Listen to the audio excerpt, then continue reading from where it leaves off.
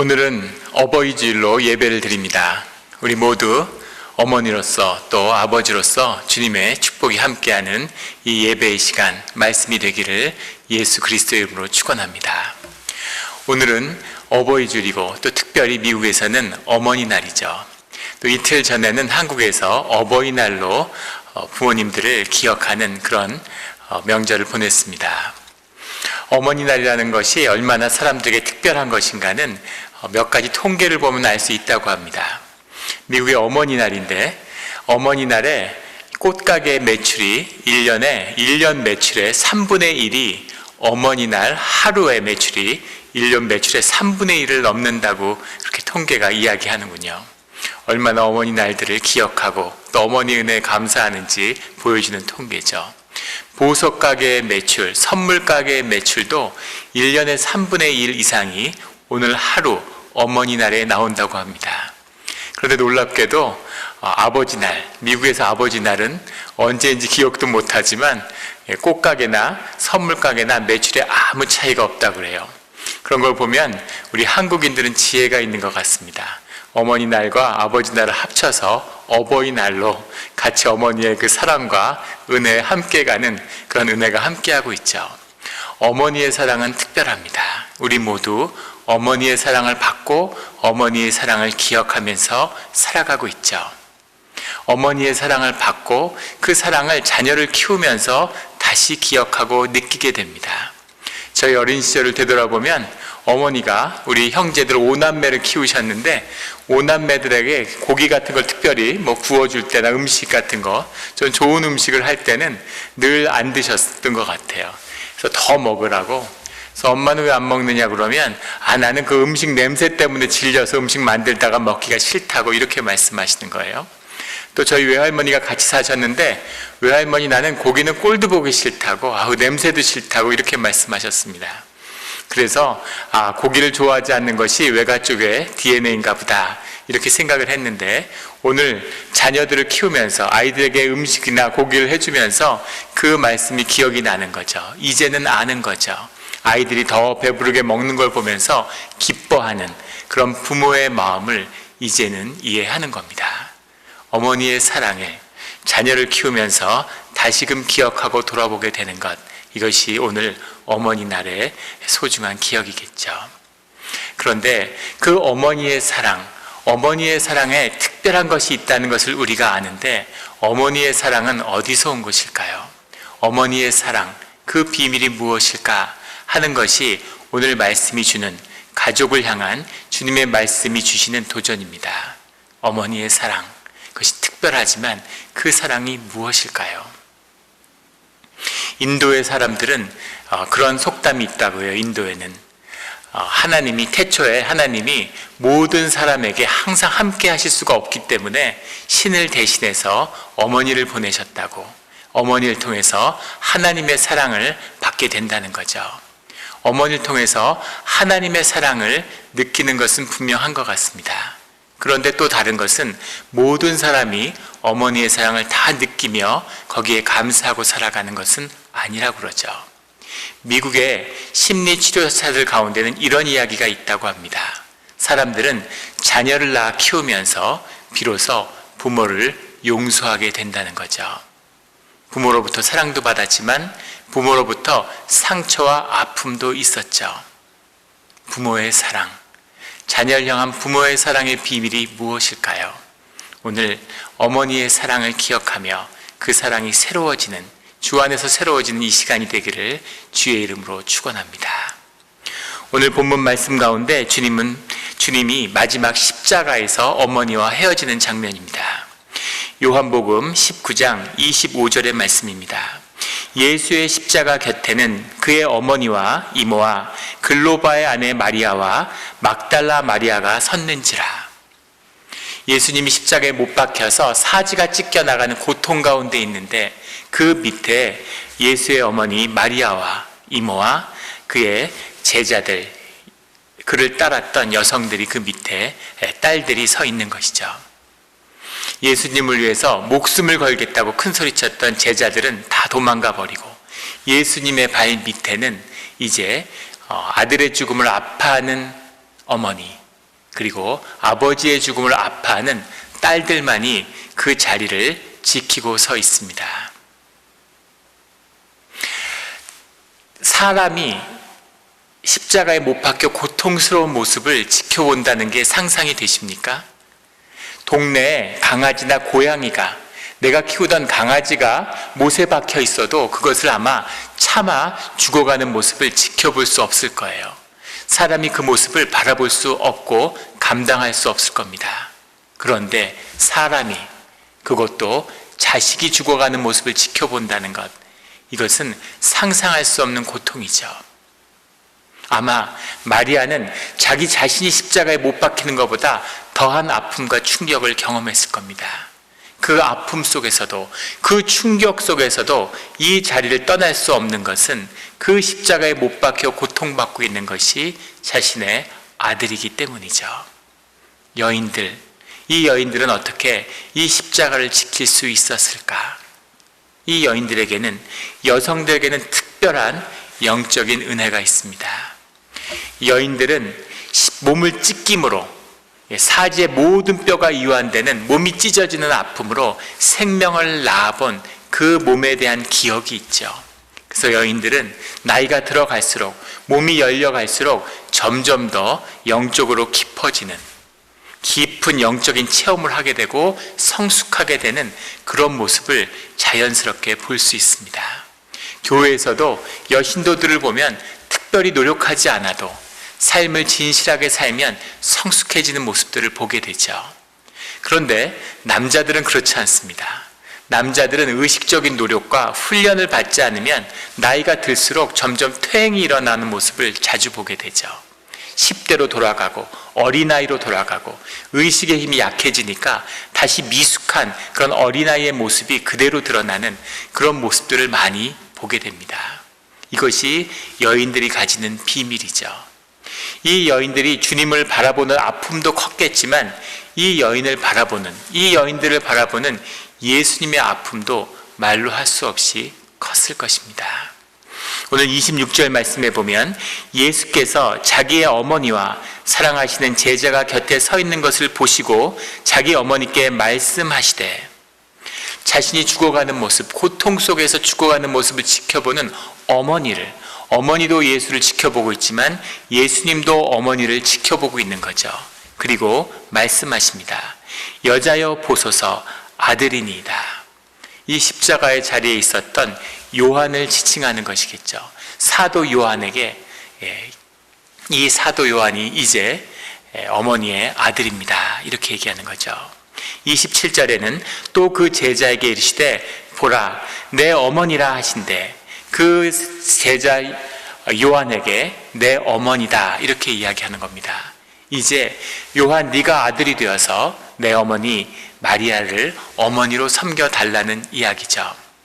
실제로 사도 요한은 어머니를 섬겼고 아주 사도 요한은 오래 살았는데 모든 제자들이 순교했지만 요한은 90 가까이 살아서 나중에 반모섬에서 죽을 때까지, 요한계시록을 쓰고 죽을 때까지 장수함으로 마리아를 평생에 모셨다고 하죠. 요한에게 허락한 어머니를 모셔야 되기 때문에 특별한 은혜가 주어진 것으로 그 시대의 사람들은 믿었다고 합니다. 마지막까지 주님의 마음에 걸렸던 그 어머니를 생각하시는 뜻이 있으셨겠죠. 왜 어머니가 특별했을까요? 왜 어머니를 기억했을까요? 어머니의 아픔도 있었겠지만 단순히 어머니와 아들이 나누었던 정 때문이었을까요? 아니면 어머니에게 받았던 사랑의 기억 때문이었을까요? 그것만은 아니었을 것입니다. 이미 마리아에게는 딸과 아들들이 있고 또 특별히 예루살렘 교회의 수장으로 교회를 이끌었던 예수님의 형제였던 야고보가 있죠. 그런데 왜 야고보가 아니라, 딸 아들들이 아니라 왜 요한이 그 아들이 되어서 어머니를 섬기라고 한 것일까 하는 예수님의 특별한 뜻이 있겠죠. 어머니의 사랑의 비밀, 어머니의 비밀이 과연 무엇일까요? 어머니의 사랑의 비밀은 과연 무엇입니까? 말씀 가운데 마태복음의 10장에 보면 이런 말씀이 나옵니다. 내가 온 것은 사람이 그 아버지와 딸이 어머니와 며느리가 시어머니와 불화하게 하려 함이니, 예수님이 이 땅에 오신 것은 그 가족 가운데 아버지와 아들이, 딸이 어머니와 불화하게 하기 위해서 왔다, 이렇게 말씀하십니다. 그 이유는 무엇이냐면 36절에 사람의 원수가 자기 집안 식구니라, 이렇게 말씀하시죠. 가족이 사람의 원수가 된다, 이렇게 말씀하시는 겁니다. 우리가 성경에 보면 구약은 가족을 통한 구원을, 신약은 교회를 통한 구원을 말씀하시죠. 가족의 의미를 그토록 중요시하고 가족의 회복을 말씀하시는 주님이 가족이 사람의 원수라고 말씀하시는 겁니다. 이 말씀의 참된 뜻이 무엇일까요? AA와 같은 중독자 치료 프로그램이 미국에 있습니다. 좋은 프로그램이죠. 가장 영적인 프로그램입니다. AA에 온 모든 사람들은 자기 자신을 죄인이고 스스로 스스로 자기를 치유할 능력이 없음을 고백하는 데서 그 프로그램이 시작되죠. 가면 진실함과 절실함이 있는 좋은 프로그램입니다. 그 프로그램이 그렇게 좋은 프로그램임에도 불구하고 중독자 치료 프로그램에서 살아남는 사람들, 중간에 도망가지 않고 다시 마약에 빠져들지 않고 다시 중독 문제로 인생이 파괴되지 않고 삶이 치유돼서 일상으로 돌아가는 사람은 한 자릿수에 머문다고 하는 거죠. 100명이면 10명도 되지 않는다는 겁니다. 그러면 그 회복되는 사람들의 비밀은 무엇일까? 그 회복되는 사람들의 비밀은 그들에게는 부모의 사랑이 있다는 겁니다. 아버지의 사랑, 어머니의 사랑, 끝까지 자녀를 놓지 않고 그 자녀를 붙들려고 하는 어머니의 사랑, 아버지의 사랑이 기다리고 있는, 가정이 기다리고 있는 사람들은 결국은 회복되고 가정으로 돌아간다는 거죠. 이것이 회복의 비밀이라고 합니다. 그런데 그거보다 더 놀랍고 충격적인 보고가 있습니다. 그 중독자 프로그램에 왜 당신의 삶이 이렇게 됐느냐? 왜 당신의 삶이 이렇게 파괴되었느냐? 당신을 아프게 하고 당신에게 상처 준 사람들이 누구냐? 라고 하는 질문에 100명 중에 95명이 가족이었다고 얘기한다는 거죠. 부모가 내 삶을 파괴했다고 그렇게 이야기한다는 겁니다. 부모 때문에 치유받을 수 있는데 부모 때문에 파괴됐다고 하는 것, 이것이 가족의 비밀이고 부모의 비밀입니다. 브래드 쇼우라고 하는 미국의 유명한 교육학자이고 심리학자이고 영성학자가 있죠. 패밀리라고 하는 프로그램도 운영했고 패밀리라고 하는 아주 책이 있습니다. 기억하는 분들은 우리가 수요 집회 때 이 패밀리를 가지고 가족 치유 그런 강좌를, 집회를 진행했던 걸 기억하실 겁니다. 그 브래드 쇼우가 패밀리라고 하는 것을, 그 프로그램을 집대성하게 한 배경에는 본인이 중독 문제로, 알코올 중독으로 오랫동안 고통받았기 때문이라는 거죠. 중독자 치유 프로그램에 가서 중독 문제를 치유했습니다. 그런데 문제는 뭐냐면 알코올 중독은 끊었지만 자신의 중독의 문제는 전혀 해결되지 않았다는 사실을 알게 된 거죠. 여전히 취미에 중독되고 일에 중독되고 사람들의 관심에 중독돼서 자기의 삶의 자리가 회복되지 않는 자신의 모습을 보았다는 겁니다. 그래서 이 중독의 문제를 해결하기 위해서 깊이 들어가서 만나게 된, 결국에는 이 브래드 쇼는 하나님을 영접하고 예수님의 사랑만이 자신이 치유받는 그 근거가 된다는 사실을 발견하게 되죠. 그래서 이 치유 프로그램을 시작하게 되는데 그 자신의 중독 문제에서 마주하게 되는 가장 큰 그늘은 무엇이었냐면 그것은 바로 가족이었다는 겁니다. 그는 이렇게 이야기합니다. 나를 이해하고 사랑하기 위한 첫걸음은 가족을 재발견하는 것이다. 이렇게 이야기합니다. 가족을 발견하지 않으면, 가족이 다시 회복되지 않으면 자신의 회복과 자신의 발견은 없다는 거죠. 나의 문제는 가족 전체의 문제가 나를 통해서 드러난 것일 뿐이라는 겁니다. 가족이 곧 문제고 모든 병든 가족이 나를 통해서 드러나고 있는 거죠. 영이 하나이듯이, 우리가 모두 하나였듯이 우리를 구성하는 가족의 문제가 내 삶을 병들게 하는 이유가 됐다는 거죠. 그것을 회복하는 길, 그것을 돌이키는 길은 내가 회복됨으로, 나의 회복으로 인해서 가족이 회복돼야 하는, 가족이 새롭게 돼야 하는 그 비밀이 바로 나를 부르시는 주님의 뜻 가운데 있음을 고백하는 것입니다. 이것이 주님이 나를 부르시는 우리의 가족을 회복시키시는 뜻인 거죠. 그 뜻을 주님은 이렇게 말씀하십니다. 마태복음 10장 37절에 아버지와 어머니를 나보다 더 사랑하는 자는 내게 합당하지 아니하고 아들이나 딸을 나보다 더 사랑하는 자도 내게 합당하지 아니하며, 자식을 하나님보다 더 사랑하는 자, 부모를 하나님보다 더 사랑하는 자는 하나님의 자녀가 아니라는 거죠. 하나님의 사랑을 만나는, 하나님과 함께하는 예수 그리스도의 사랑을 경험하는 그 사랑 안에서만이 가족의 사랑은, 가족의 아픔은 회복받고 치유될 수 있다는 겁니다. 이것이 주님과 함께하는 사랑의 비밀이죠. 그럼에도 불구하고 여전히 어머니의 사랑은 우리에게 남아 있습니다. 저희 어머니가 지금도 이틀 전에 어버이날이라고 해서 이렇게 통화를 하는데, 전화하시면 50이 넘은 아들에게 그렇게 걱정이 많으세요. 음식을 잘 챙겨 먹으라고, 살 그만 빼고 이제 잘 먹어야 된다고 그렇게 염려를 하십니다. 그 말씀을 들을 때마다 마음이 푸근해지는 것을 느끼죠. 어머니의 모습, 어머니의 기억. 제 어린 시절에 초등학교 2학년 때 아파서 감기 몸살로 2박 3일 동안 학교를 가지 않았습니다. 근데 어머니가 절대 만화책 같은 걸 보지 못하게 하고 그런 건 절대 허용하지 않는 분이셨는데, 그런데 어머니가 제가 아파서 그랬는지 왜 그랬는지 2박 3일 집에 있는데 만화 가게에서 만화를 빌려다가 갖다 주셨어요. 그래서 2박 3일 동안 집에 누워서 만화책을 봤는데 제 인생 가운데 가장 행복했던 기억 중에 하나입니다.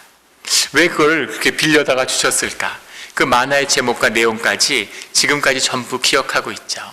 그렇게 좋은 만화도 아니고 유익한 것도 아니었지만 그것을 통해서 어머니의 사랑을 경험할 수 있기 때문에 그것이 행복하게 남아있는 거죠.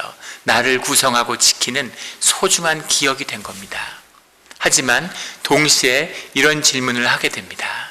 저희의 아이들, 8살 때 엄마를 잃은 우리 막내, 14살 때 엄마를 잃은 우리 큰아이, 12살 때 엄마를 잃은 둘째 아이, 엄마 없이 50이 돼도 엄마의 사랑과 관심을 받고 자라는 것, 이것이 삶인데 어머니 없이 자라는 아이들, 이 아이들의 삶에서 어머니 없는, 어머니의 사랑이 없는 부분은 결국 어떤 것일까?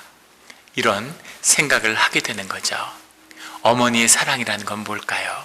어머니의 사랑을 받는다는 것은 무엇이겠습니까? 데이비드 셰프라고 하는 작가가 쓴 뷰티풀 보이라고 하는 책이 있습니다. 2008년에 나온 책인데 굉장한 관심을 모았죠.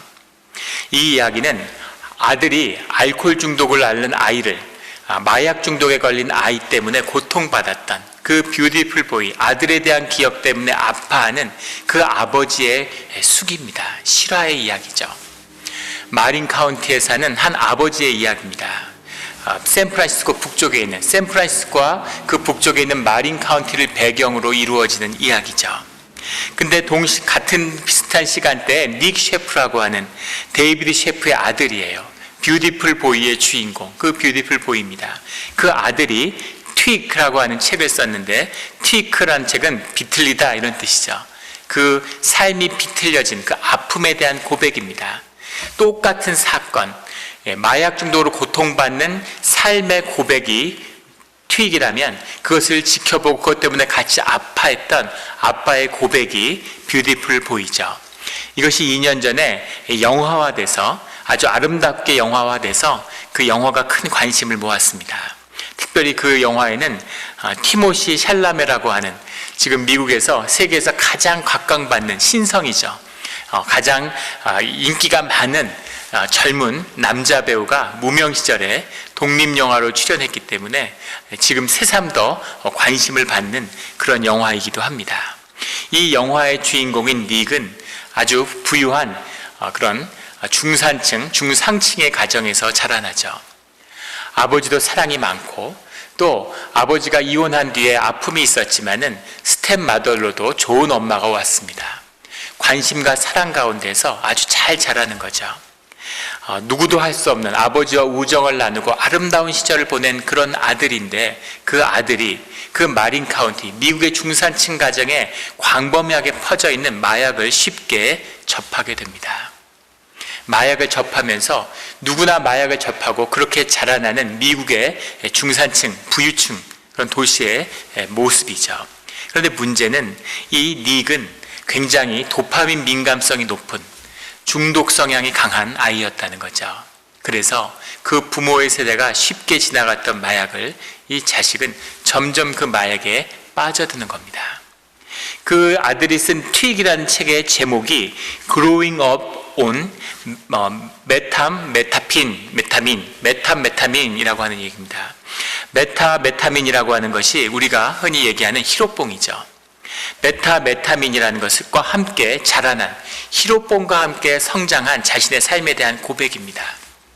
메타메타민, 히로뽕을 증류해서 더 순도를 높인, 더 강화시킨 것을 크리스탈 메스라고 부르는데, 이 크리스탈 메스가 마약의 왕이라고 그래요. 지금 미국에서 유통되는 마약 중에 제일 센 마약이라고 합니다. 이것을 3번만 맞으면 인간의 의지로는 헤어날 수 없다는 거죠. 도파민 수용체가 완전히 파괴돼서 그것을 섭취하지 않으면 뇌가 재기능을 하지 않는다는 겁니다. 그 아이가 이 크리스탈 메스에 빠져서 삶이 점점 파괴되는 과정을 담담하게 그리고 있습니다. 과장되지 않은. 아버지가 너무너무 고통스러운 거죠. 어머니가 통 안에 눈물을 흘리는 겁니다. 그런데 자녀는 계속 무너져 가는 거죠. 시설에 갔다 오고 치유 프로그램을 갔다 와서 좀 괜찮아졌나, 심지어 1년을 끊었는데 또 빠지고 또 빠져들고 계속 빠져들면서 삶은 점점 나락으로 빠져드는 겁니다. 나중에 어린 동생의 8불짜리 그 통장을 훔쳐서 도망가고 집을 부시고 부모에게 욕설을 하고 점점 무너져 가다가 거리에서 무너진 아이, 길에서 쓰러져서 비참하게 구걸을 하는 자식의 모습으로 전락해 갑니다. 미국에 와서 많은 홈리스들을 보면서 그들이 마약 때문에 그렇게 된다는 이야기를 들었죠.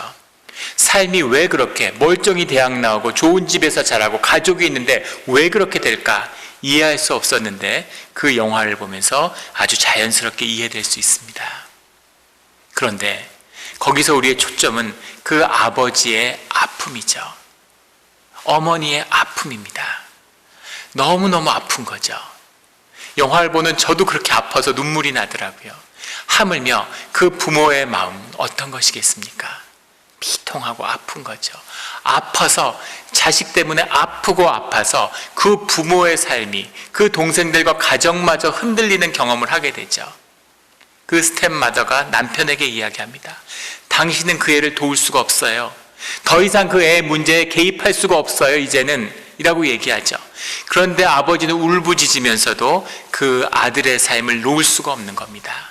아들을 도와주는 것이, 아들에게 용돈을 보내주는 것이 아무 도움이 되지 않는다는 걸 알지만, 아무 도움으로 아이들의 삶을 구원해 줄 수 없는 것을 알지만, 그래도 놓을 수 없는 아버지의 아픔이 나오는 거죠. 마지막에 죽어가는 아들, 아이가 죽어간다는 소식을 접하고도 아이에게 마음을 떼고자 아이의 그 벽에 걸려있는 사진들을 정리하고 혼자 자리에 앉아서 좌절로 눈물 흘리고 고통스러운 아버지의 모습, 이것이 아버지, 아들을 놓을 수 없는 아버지의 마음이겠죠. 왜 아버지와 어머니는 자녀를 놓을 수 없는 걸까요? 이상하지 않습니까? 세상의 수많은 자식들이, 아버지들이, 부모들이 자식의 삶을 파괴했다고 이야기합니다. 가족들 안에 비밀이 감추어져 있고 가족 프로그램에 치유해오는 많은 가정 가운데는 다 그 안에 비참한 비밀들을 숨기고 있어요. 그것이 무관심이든 언어적 폭력이든 아니면 육체적 폭력과 학대의 문제든 그 자식 안에 뭔가 가족 안에 역기능적인 문제들을 안고 있는 거죠. 그것 때문에 자녀를 버리기도 하고, 심지어 게임 중독에 빠져서 자녀가 굶어 죽어가는데 방치하는 부모가 구속되는 얘기가 있고, 자기 친자식을 학대해서 죽여서 경찰과 구속되는 그런 부모의 이야기들이 나오는데, 왜 어떤 부모는 자식 때문에 아파서 끝까지 그 아픔 가운데서도 자식을 놓지 못해서 안타까워하는 것일까? 그 아픔의 비밀이 무엇입니까? 그것이 어머니의 사랑의 비밀이죠. 그 비밀은 그 어머니가 자식의 삶을 위해서 희생했기 때문입니다. 어머니가 자식의 삶을 위해서 희생했기 때문에 자신의 땀과 눈물과 모든 인생을 자식의 삶에게 넣었기 때문에 그 자녀에게서 기쁨을 누리게 되는 것이죠. 이것이 기쁨과 사랑의 비밀입니다. 그 기쁨이 누려지는 비밀이 부모의 희생 가운데 있는 거죠. 자식을 위해서 희생한 부모만이 자녀 삶에서 기쁨을 누리게 되는 거죠. 교회도 마찬가지입니다. 교인 중에 몇 분이 예전에 그런 고백을 하세요. 교회가 처음 와서 한 1년 지나고 회복되니까 이제 3, 4년 되니까 이제 그런 분은 없지만은 그런 이야기를 하는 분들이 있었어요. 목사님, 교회가 회복되니까 좋긴 한데 교회가 재미가 없어요, 이러는 거죠. 예전에 교회가 10여 년간 싸우고 어려웠던 시절에는 참 힘들었지만 나름 재미가 있었다는 거죠. 사람들이 뭉치고 생기가 있고 여기서 밥 사주고 저기서 밥 사주고 이렇게 모이고 저렇게 모이고 나름의 재미가 있었는데 이제는 재미가 없다는 겁니다. 왜 교회에 재미가 없을까요? 교회에 재미가 없는 것은 교회에서 기쁨이 없기 때문인 거죠. 교회에서 기쁨을 누리지 못하는 이유는 교회 가운데 내 삶에 희생이 없기 때문입니다. 교회 가운데 내가 희생하면, 교회 가운데 내 아픔이 있으면 교회 가운데 기쁨을 얻게 되죠. 예수 그리스도의 희생, 무엇과 말할 수 없는 그 존귀한 희생의 보혈이 교회와 공동체와 우리의 삶을 향해 쏟아졌습니다. 그 희생이 주님의 우리를 향한 기쁨이 돼서 우리에게 주어지는 거죠. 그 기쁨을 나의 희생으로 만나는 것입니다. 이것이 공동체의 비밀이죠. 파운틴처럼 솟아나는 끊을 수 없는 기쁨이 우리의 삶을 채우는 겁니다. 그것이 채워질 때 이것이 삶의 중심이고 하나님의 형상에 따라 만들어진 인간의 비밀이라는 것을 알게 되죠. 사람은 무엇인가에 중독되게 되어 있습니다. 그것이 세상에 속아서 세상의 부와 돈을 쌓기 위해서, 인정을 받기 위해서, 무언가를 걸치고 얻기 위해서 인생을 허비하는 사람도 있고, 또 연약한 사람들 중에서는 그것이 마약이 되기도 하고 알코올이 되기도 하고 담배가 되기도 합니다. 취미가 되는 사람도 있죠. 하지만 우리 삶을 채울 수 있는, 결국 우리 삶이 채워지고 우리 삶을 기쁨으로 누릴 수 있는 비밀, 그 비밀은 공동체와 교회인 거죠. 이거 주님이 우리를 그렇게 만들고 우리를 그 예배 자리에 부르신 겁니다. 주님의 큰 희생을 만나는 우리의 희생이 있어야지만이, 우리의 작은 희생이 주님의 희생 앞에 설 때만이 그 기쁨이 우리의 기쁨이 되는 거죠. 그 기쁨을 주님은 우리에게 이렇게 말씀하십니다. 마태복음 12장에 가면 48절에 이런 말씀이 나오죠. 예수님을 향하여 찾아온 그 형제와 부모를 두고, 어머니를 두고서 사람들이 묻는 거죠. 주님은 이렇게 말하십니다. 누가 내 어머니며 내 동생들이냐 하시고 손을 내밀어 제자들을 가리켜 이르시되 나의 어머니와 나의 동생들을 보라. 누구든지 하늘에 계신 내 아버지의 뜻대로 하는 자가 내 형제요 자매요 어머니이니라 하시더라. 어머니의 사랑의 비밀은 DNA에 있는 것이 아니라, 우리의 육적인 묶임에 있는 것이 아니라, 우리의 육적인 무슨 정이나 경험이나 기억 속에 묶여 있는 것이 아니라 하나님이 부어주신 사랑의 비밀이 그 희생을 통해서 우리 가운데 누려졌기 때문인 거죠. 아버지를, 예수 그리스도를 아버지로 모시는 자들, 우리 탕자가 주님께 돌아가서 하나님을 우리의 아버지로 삼아 자녀된 자들은 하나님의 사랑을 우리가 누리는 겁니다. 그 사랑으로 인해서 우리의 가족이 회복됨으로 어머니가 어머니 되는, 아버지가 아버지 되는, 자녀가 자녀가 되는 그 사랑과 은혜와 기쁨과 평화의 비밀로 가정이 회복되는 것이죠. 이것이 주님이 만드신, 우리에게 허락하신 가정의 비밀입니다. 이것이 주님 앞에서 풀릴 때에는, 이 본질의 기쁨이 풀려날 때에는 가족은 주님이 우리에게 허락하신 최고의 선물입니다. 그런데 그것이 풀려지지 않을 때는 이 세상, 현상의 세계가 주는 가장 큰 굴레요 멍해가 되는 거죠. 마지막까지 벗을 수 없는, 우리가 육체가 돼서 마지막까지 벗을 수 없는 우리의 삶의 마지막 멍해, 주님께 나아가는 것을 막는 마지막 멍해가 가족인 것이죠. 그래서 주님은 가족이 너희의 사람의 원수다 이렇게 말씀하시는 겁니다.